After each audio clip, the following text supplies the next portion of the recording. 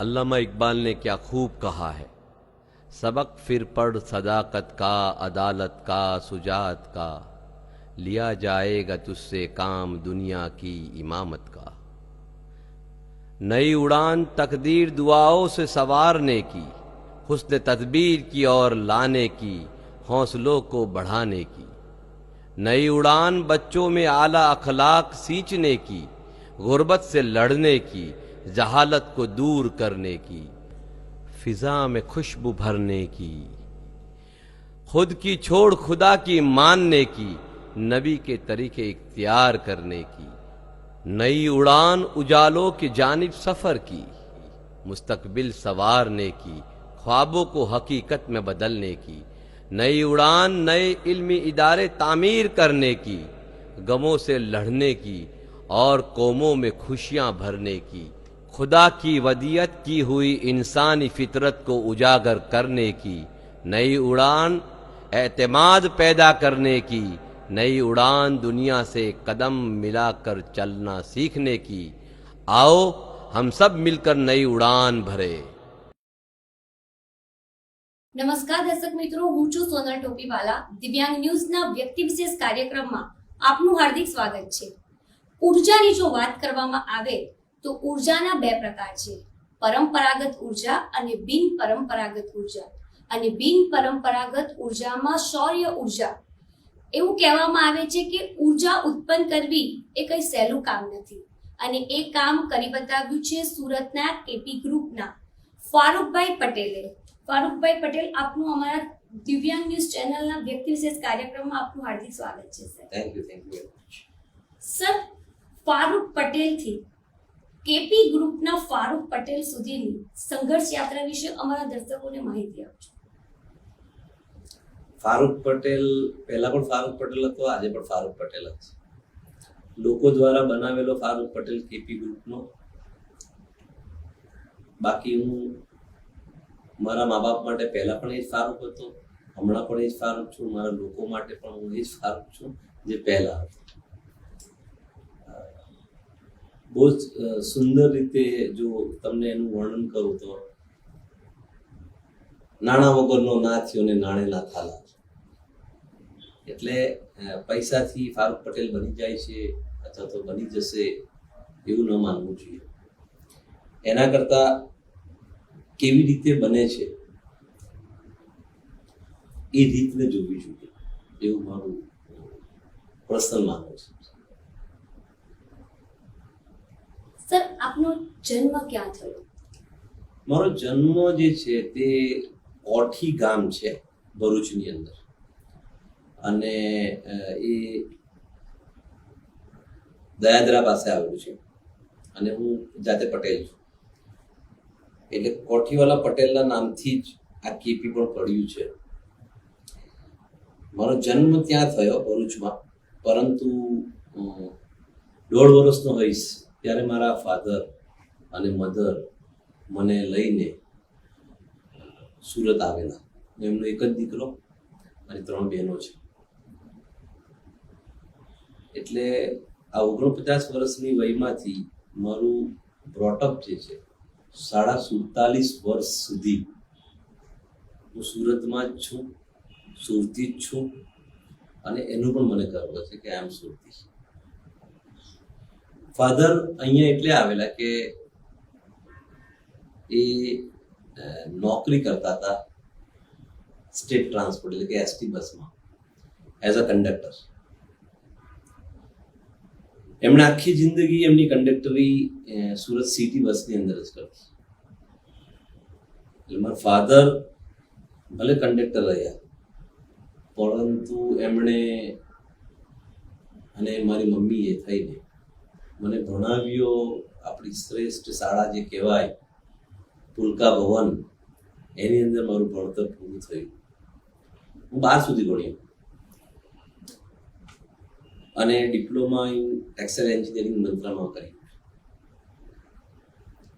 Export ડિપ્લોમાનો course કર્યા।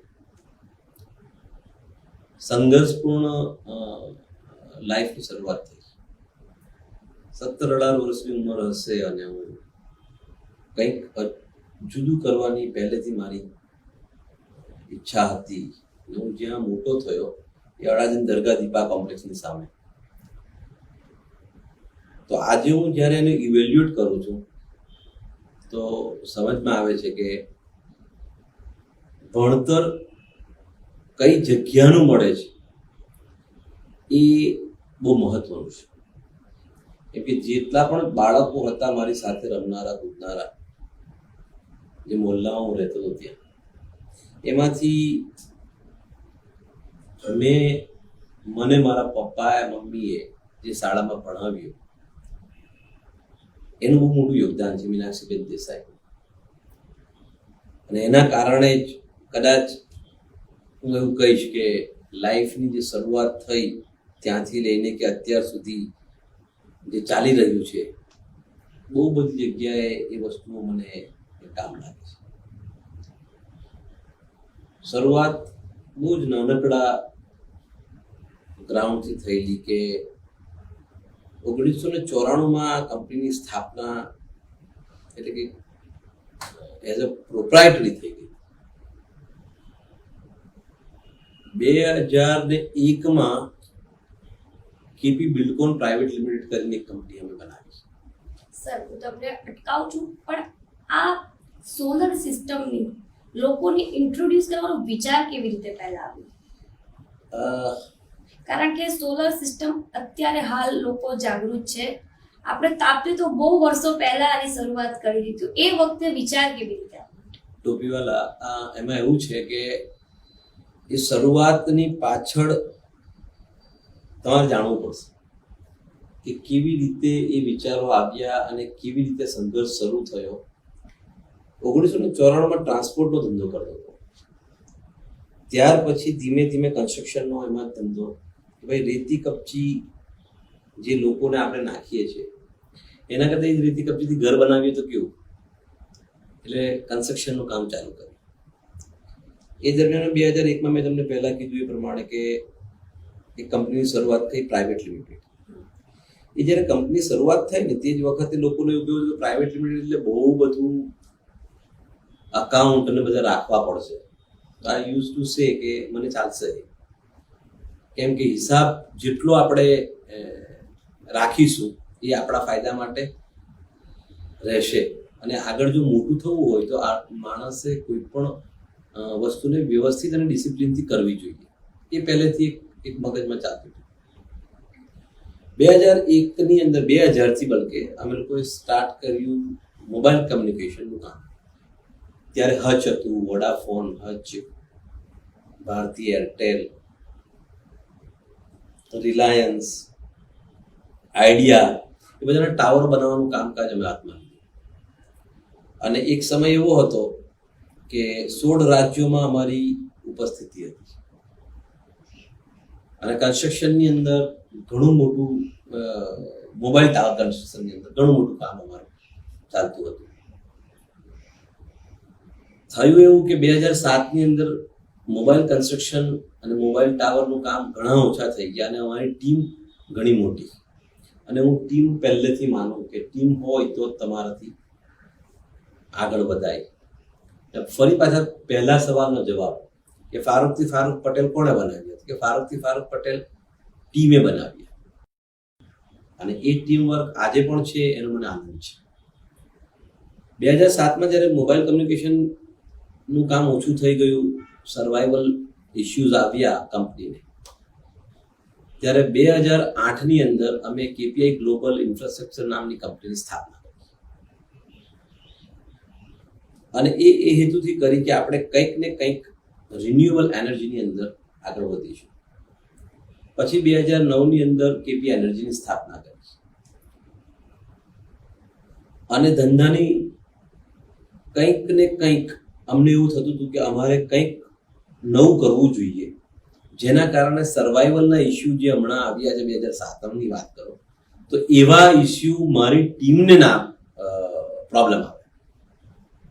કેમ કે એક વાર તમે ઉપર જાઓ અને ત્યાર પછી નીચે આવવાનું આવે તો એ ઘણો બધો દાદ માંગી લે છે. અને સંઘર્ષ કરવો જોઈએ પણ જાણી જોઈને સંઘર્ષ ન કરવો, એના માટે પહેલેથી પ્લાનિંગ થઈ જવું જોઈએ.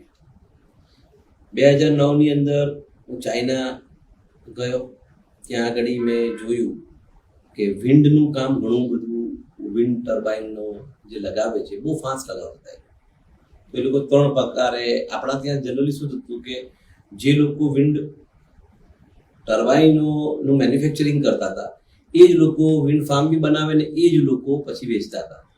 પણ ત્યાં આગળ ડેવલપર અલગ હતો અને મેન્યુફેક્ચરર અલગ હતો.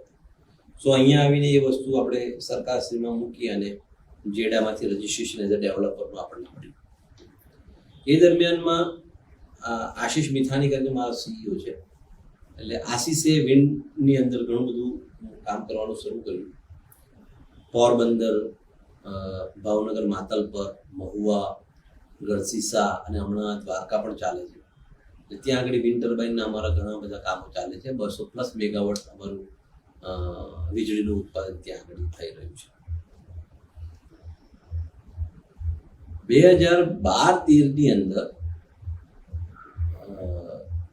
નરેન્દ્ર મોદી સાહેબે સૌથી પહેલું બીડું ઝડપ્યું સોલરને પ્રમોટ કરવાનું.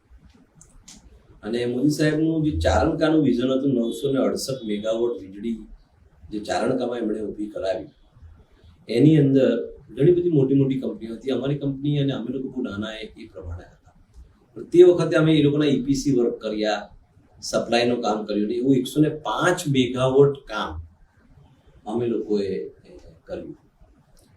અને જેટલી કંપનીઓના કામ કર્યા એમાંથી એક પણ કંપનીને અમે મોડું નથી થવા દીધું. ટાઈમથી એ લોકોને પ્રોજેક્ટો રન થઈ ગયા.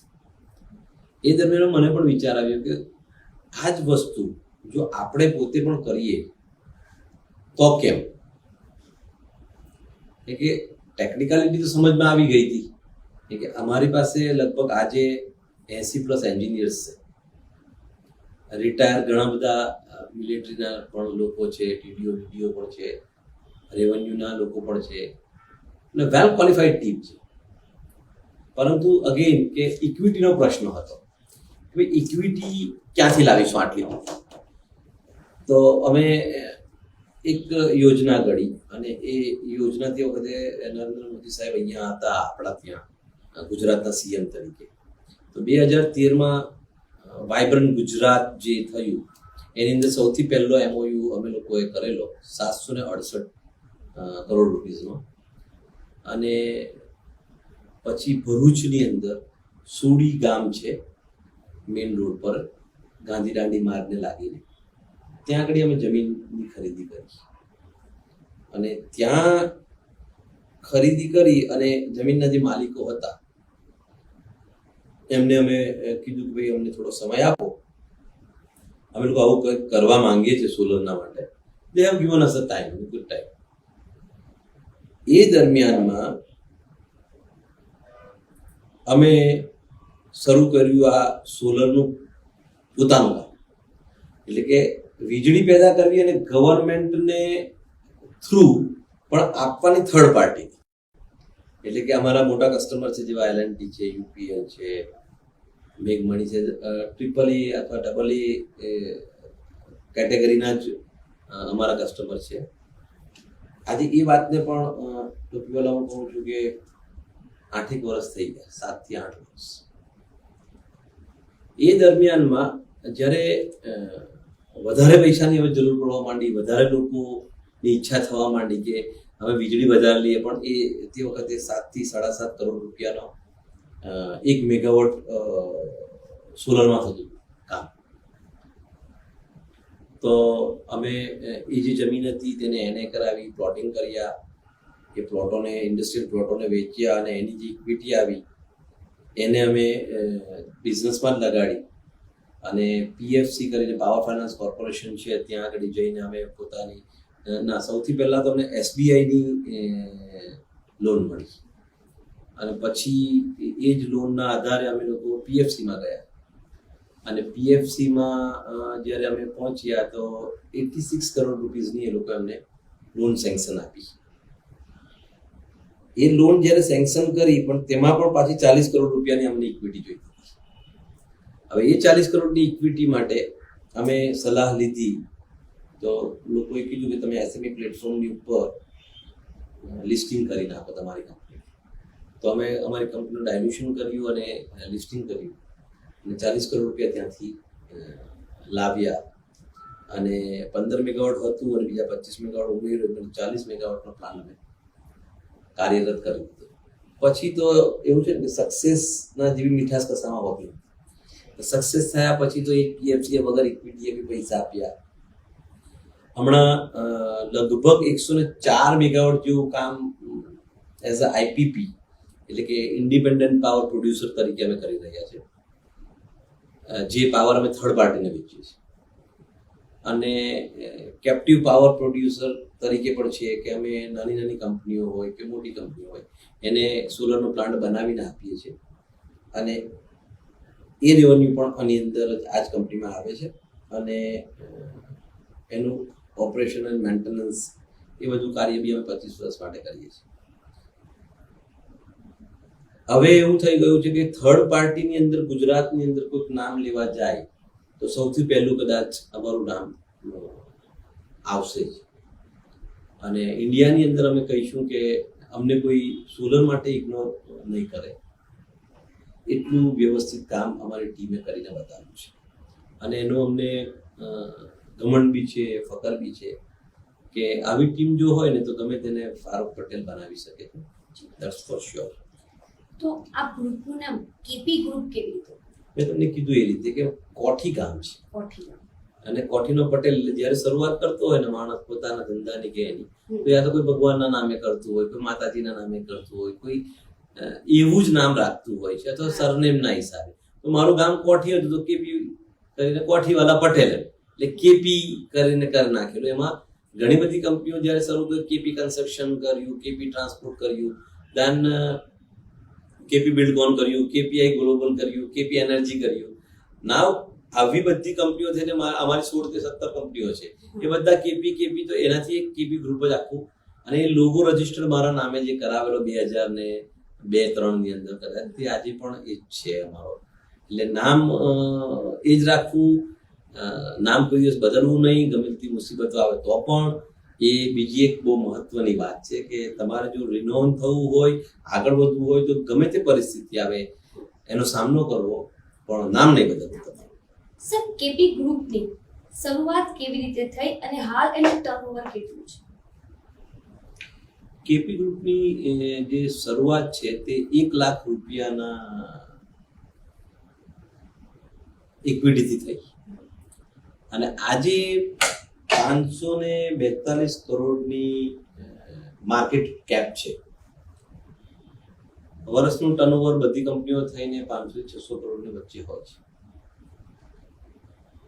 અને એમાંની 2 કંપની લિસ્ટેડ કંપની છે, બીએસસી પર, એનએસસી પર. કેપીઆઈ ગ્લોબલ એનએસસી અને બીએસસી પર છે અને કેપી એનર્જી બીએસસી પર છે.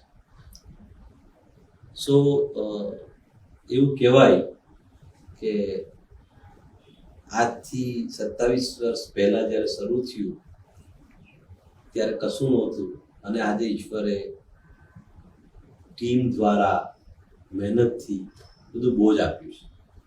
એટલે એટલું આપ્યું છે કે જેની ગણતરી જ અમને નથી.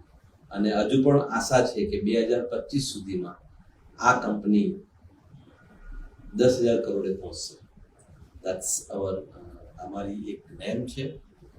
એટલે 1,000 કરોડે 2025 સુધીમાં 1,000 મેગાવોટે પહોંચશે અને 10,000 કરોડનું ટર્નઓવર, 10,000 કરોડની કંપની થશે. અને યુ આર ટુ યંગ. તમે જોશો કે આ આપણે નજીકમાં પણ છે અને આપણે જોઈશું, તમે પણ એના વિટનેસ રહેશો કે આ વસ્તુ થઈ. અને એનો ઈશ્વરથી મને ઉમ્મીદ છે, આશા છે કે મહેનત એ રીતે કરી રહ્યા છે એના કારણે કે આ મહેનત અમને બહુ જ ઉપર લઈ જશે અને અમારા લોકોને પણ બહુ જ ઉપર લઈ જશે, અમારી સાથે જોડાયેલા લોકોને પણ. અને અમારા દ્વારા દરેક ઇન્સાનને ફાયદો પહોંચે એ જ અમારી લોકોની મોટિવ છે. મોટિવ છે. તો કેપી ગ્રુપમાં કેટલા કર્મચારીઓ કામ કરતા હશે? આજે અમારા ગ્રુપની અંદર 450 કર્મચારીઓ ઓન રોલ છે અને ઇનડાયરેક્ટ જેને કહેવાય કે લેબર વર્ક ને એવું બધું થઈને તો બીજા 1500 થી 2000 લોકો બીજા કોન્ટ્રાક્ટર તરીકે કામ કરે છે. ઓલ ટુગેધર હું એવું કહીશ કે 2000 થી 2500 ફેમિલીઝને અમારા દ્વારા રોજીરોટીનો ઈશ્વર બંદોબસ્ત કરાયેલો છે. તો કેપી ગ્રુપની વટવૃક્ષો ક્યાં ક્યાં સુધી ફેલાયા છે? કેપી ગ્રુપનું ઘણા બધા કામો છે.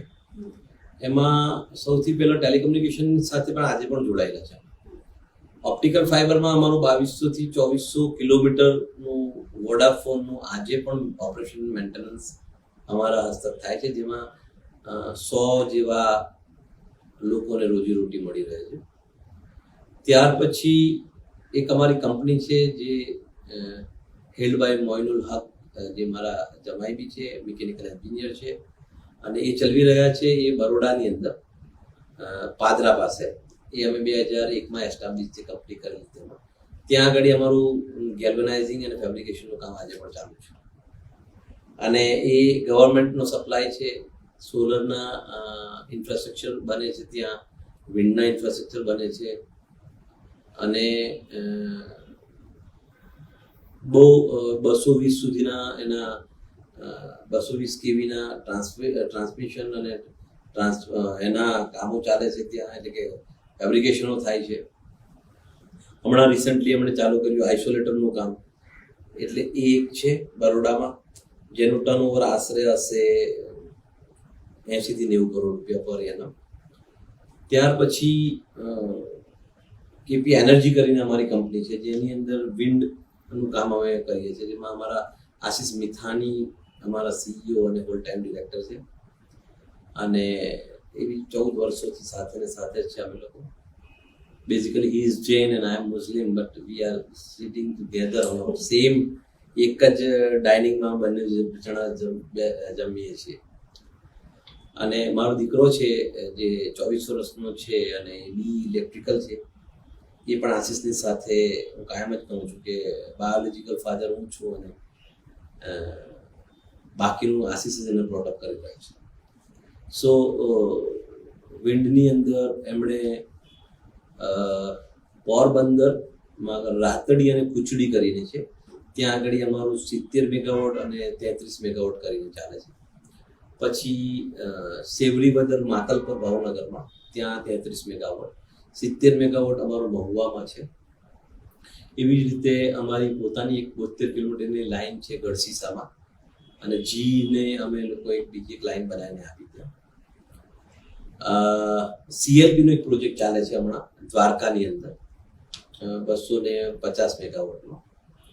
સો અમે લોકો વિન્ડની અંદર કામ કરી ચૂક્યા છે 200+ મેગાવોટનું, જે ઇન જનરેશન છે, જેનું મેન્ટેનન્સ બી અમારી પાસે છે.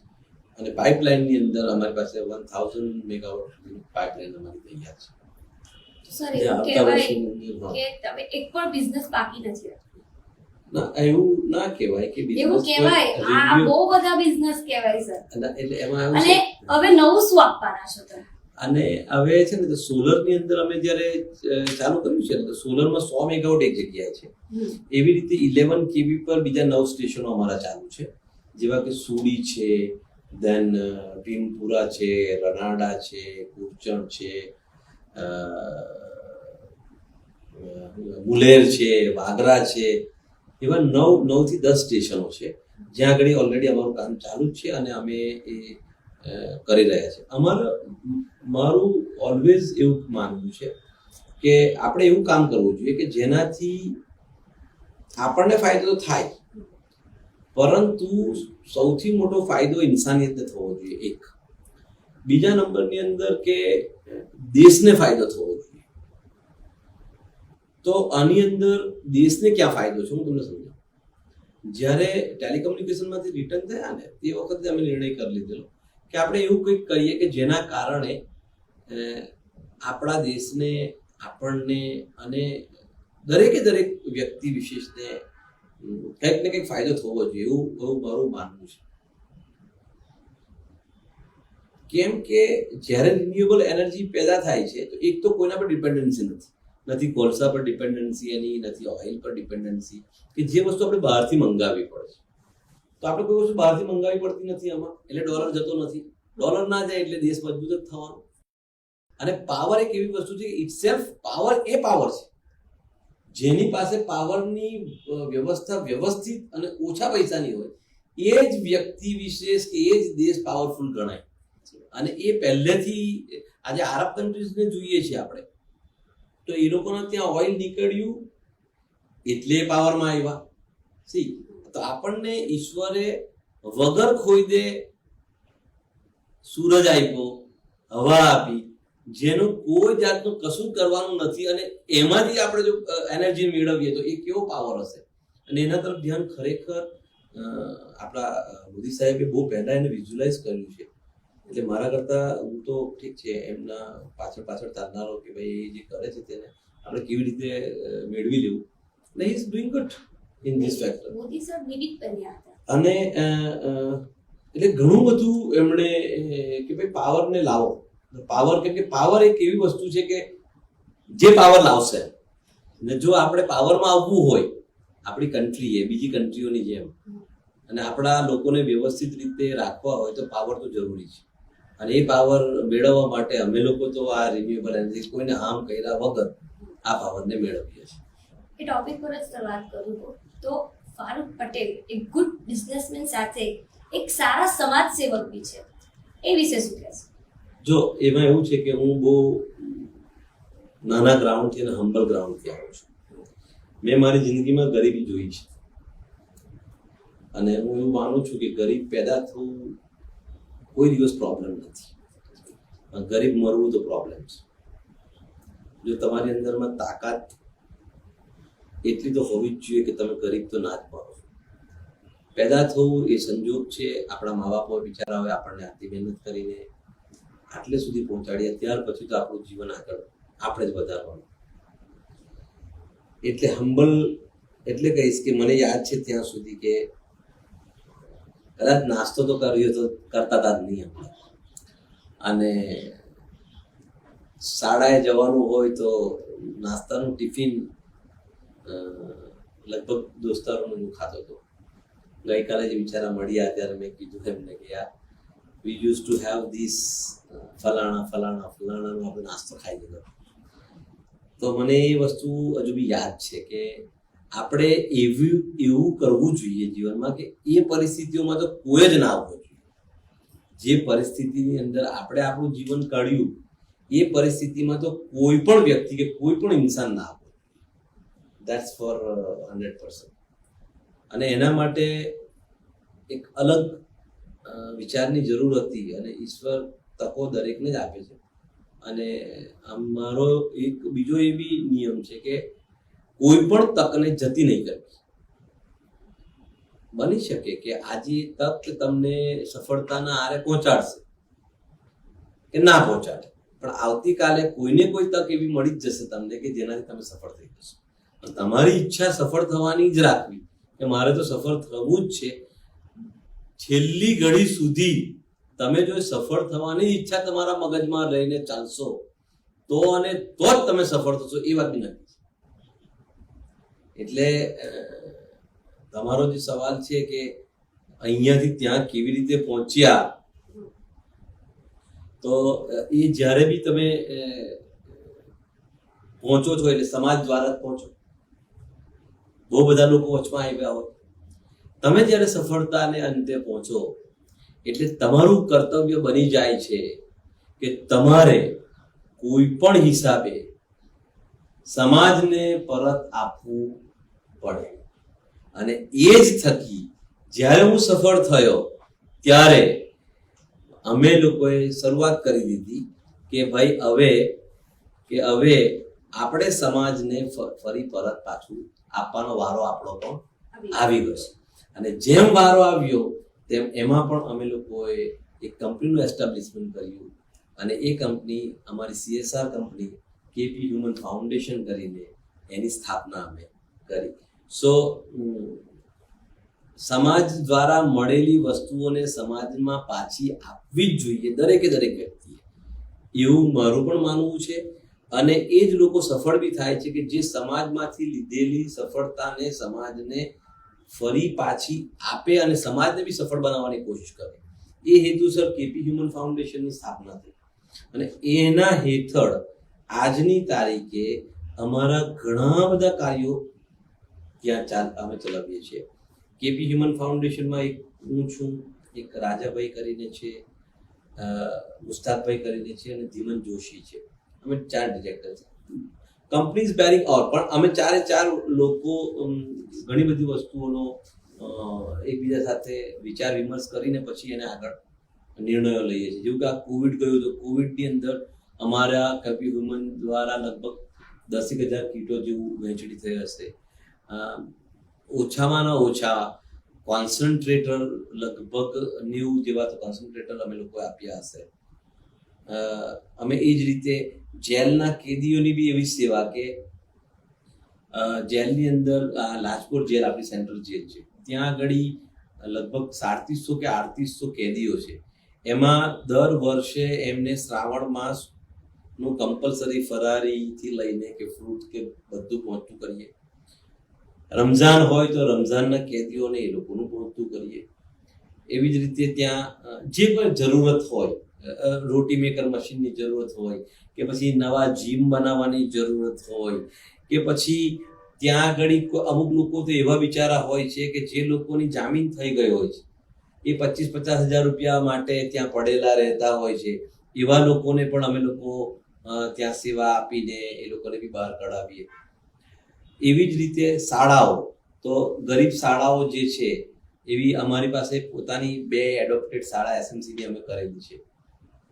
પછી એંગ્લો ઉર્દુ કરીને હાઈસ્કૂલ છે, એમાં 8 શાળાઓ છે, એમાં 6500 બાળકો. એમાં બી અવારનવાર અમારા લોકો તરફથી દાન દક્ષિણાઓ બધી ચાલતી જ રહેતી હોય છે. એવી જ રીતે આ યતીમખાનું છે, ત્યાં આગળ હમણાં જ એક 45 લાખ રૂપિયાના ખર્ચે અમે લોકોએ લાઇબ્રેરી, હાઈટેક લાઇબ્રેરી બનાવીને યુપીએસસીના બાળકો માટે હમણાં આપી. એવી જ રીતે અમે લોકો પ્રોગ્રેસિવ મુસ્લિમ એજ્યુકેશન ટ્રસ્ટ કરીને છે, ત્યાં આગળ અમે સીએના પ્રોગ્રામ્સ ચલાવીએ છીએ. પછી આ ગિફ્ટેડ 30 કરીને નીટ અને JEE ક્લાસ ચલાવીએ છીએ. PTSP કરીને પ્રાઇવેટ ટેલેન્ટ સર્ચના ક્લાસ ચલાવીએ છીએ. સો એવી બધી એક્ટિવિટીઓ કે જેના દ્વારા સમાજની અંદર શૈક્ષણિક લોકો અને શિક્ષણ વધારે જાય તેનાથી ફાયદો એ થશે. અને ખાસ કરીને because I am from the Muslim background, so I always try કે ભાઈ મારા સમાજની અંદર કઈ એવી ઉણપ છે જે ઉણપને પૂરું કરવાથી બાકીના સમાજની સાથે એ લોકો એકરસ થઈ શકે. અને એની અંદર મારી મહત્વની ચાવી હું કાયમ કહું છું એ શિક્ષણ છે. અને હું કાયમ જ કહું છું કે શિક્ષણ જેટલું આ સમાજને પીરસવામાં આવશે અને શૈક્ષણિક થશે એટલા ઓછા પોલીસ સ્ટેશનો ખોલીશું, નહીં તો પોલીસ સ્ટેશનો વધારે ખોલવા પડશે. અને એ બહુ બ્લન્ટ કહું છું અને બધાની વચ્ચે જ કહું છું કે ભાઈ વધારે શિક્ષિત કરો, નહીં તો પોલીસ સ્ટેશનો ખુલશે. શાળાઓ ખોલો, નહીં તો પોલીસ સ્ટેશનો ખોલવા પડશે. અને એ હેતુ હેઠળ અમે કોશિશ કરીએ છીએ કે વર્ષે જેટલું બી અમારું CSR એક્ટિવિટીઝ છે, બલકે એનાથી ઉપર જઈને અમે લોકો અમારા એને દાન આપીએ છીએ. અમારા પ્રોફિટમાંથી બી ઘણું બધું કાઢીએ છીએ. એઝ અ મુસ્લિમ જકાત કાઢવાની આવે છે ત્યાં પણ અમે લોકો એ કરીએ છીએ. એવી રીતે અમારા ધીમનભાઈ છે, ભદ્રાબેન છે, એ લોકોના બી એ જ સપોર્ટિવ હેન્ડ રહે છે. આશીષ છે, એ બધા આ જ રીતે અમે લોકો ટેવાયેલા છે. ઇવન અમુક મંદિરો છે, અમુક અનાથાશ્રમો છે, અમુક વૃદ્ધાશ્રમો છે. અને રિસન્ટલી જ તમને યાદ હોય તો આપણા ધનુભાઈ કે જેઓ પદ્મશ્રી, જે ટોપીવાલા તમારા ફાધર જ છે, તો એમને એ જે કામ કરી રહ્યા છે તો નોબલ કામ કરી રહ્યા છે. એમની તો તોલે બી અમે નથી આવી શકતા, પણ એમને જ્યારે અમને ખબર પડી, વી વિઝિટેડ અને અમે લોકોએ કીધું કે ના અમારે બી અહીંયા કન્ટ્રીબ્યુટ કરવું જ જોઈએ.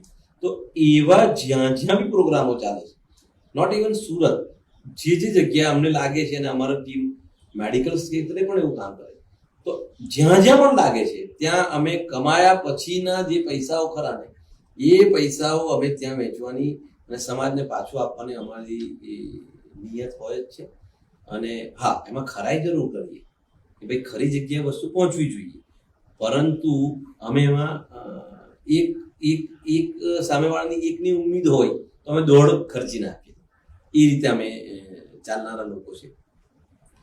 પરંતુ આ બધા વિષયોની પાછળ તમે આ ખર્ચો બી ત્યારે જ કરી શકશો અથવા ખર્ચો બી ત્યારે જ સમાજને બી પાછું ત્યારે જ આપી શકશો કે જ્યારે તમારી પાસે હોય. તો તમારી પાસે મેળવવા માટે તમારે કમ્પલસરી મહેનત કરવી જ પડશે ને કરવી જ પડશે. અને તે પણ સ્માર્ટ મહેનત કરવી પડશે. તો વહેલી તકે તમારી પાસે, કેમ કે વર્લ્ડ બહુ ફાસ્ટ ચાલી રહ્યું છે, આપણે રાહ જોવાની કોઈ જરૂર નથી.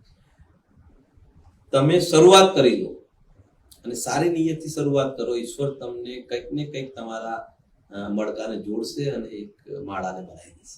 સર, એટલે જ તમારું જે HR ગ્રુપ છે, HR હ્યુમન ગ્રુપ, એ તમારી સોલર ઉર્જાને પોઝિટિવ ઉર્જામાં કન્વર્ટ કરી રહી છે. કેપી હ્યુમન ફાઉન્ડેશન જે છે ને, એનું કાર્ય જે છે એ સવાર બપોર સાંજ એવું સર્ચિંગ જ કરતું રહે છે કે આપણે કઈ જગ્યાએ પૈસા ખર્ચીએ અને કોને મેડિકલની જરૂર છે, કોને શૈક્ષણિકની જરૂર છે.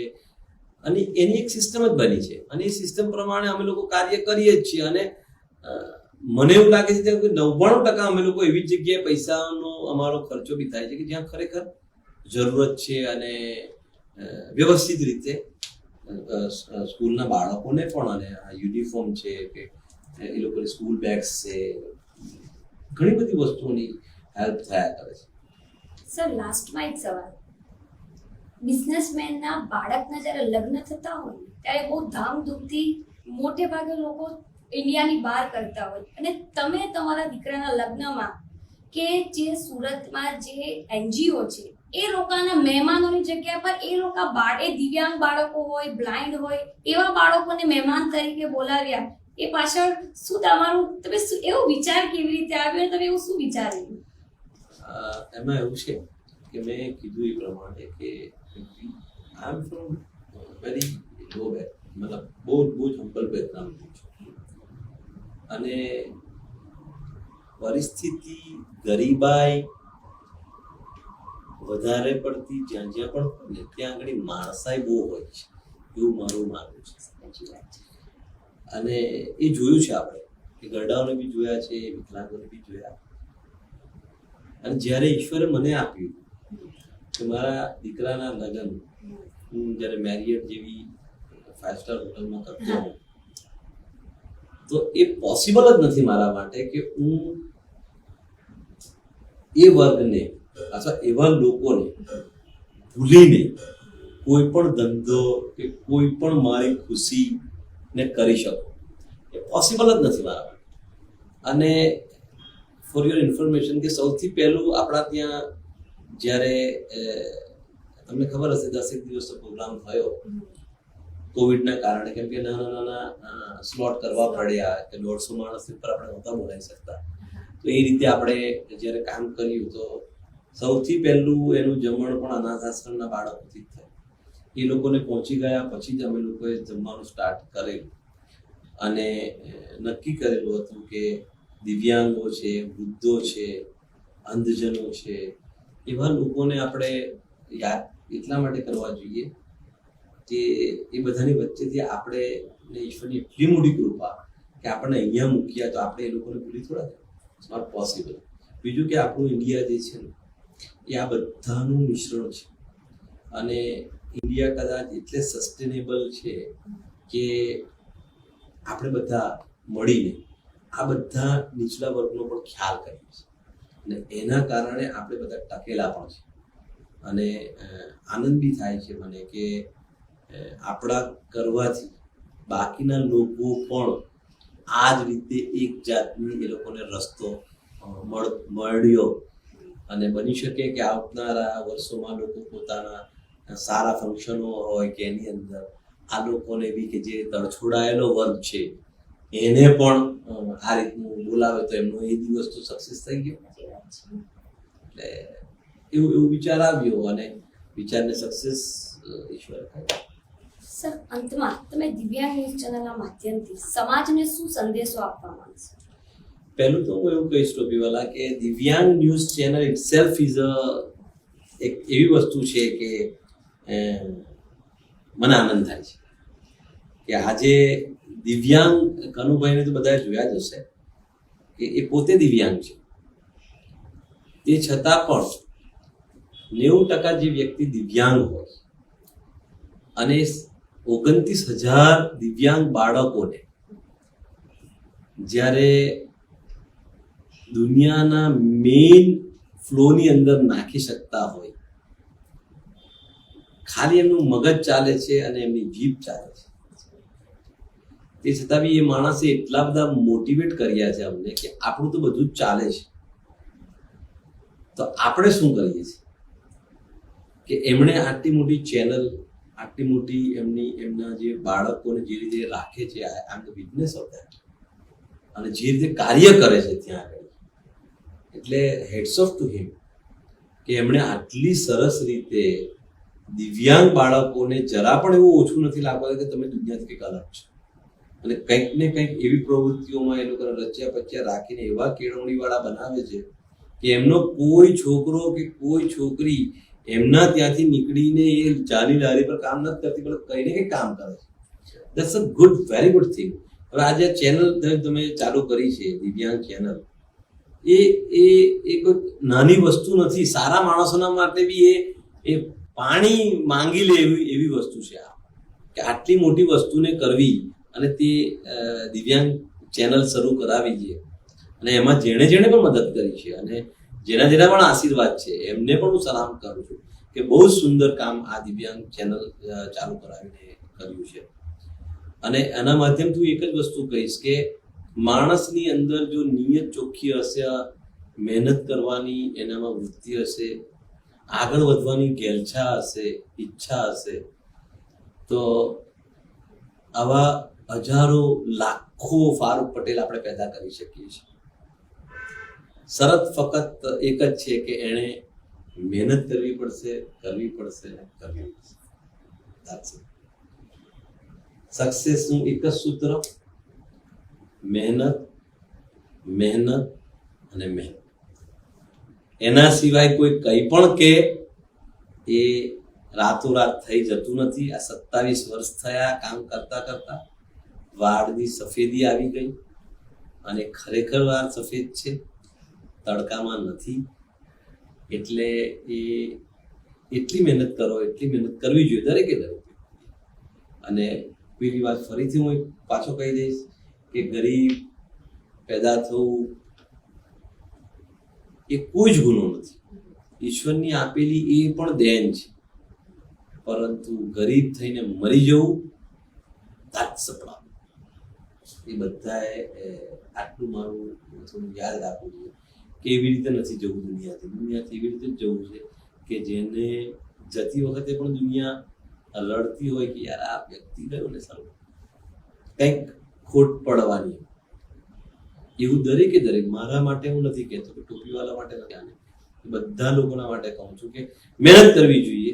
એવી મહેનત કરો કે જેનાથી આપણે જોઈએ છે આપણા પડોશી દેશોને કે જે કશું ના હતું અને આજે દુનિયાના ટોપમાં પહોંચી ગયા, તો શું આપણે બી કાળા માથાના માનવી છે? કેમ ના થાય? થવું જ જોઈએ, થશે જ, કેમ ના થાય? એવી રીતે જો આપણે આગળ વધીશું તો મારા ખ્યાલથી આપણાથી કામ થશે અને આપણે આગળ વધાશે આપણાથી.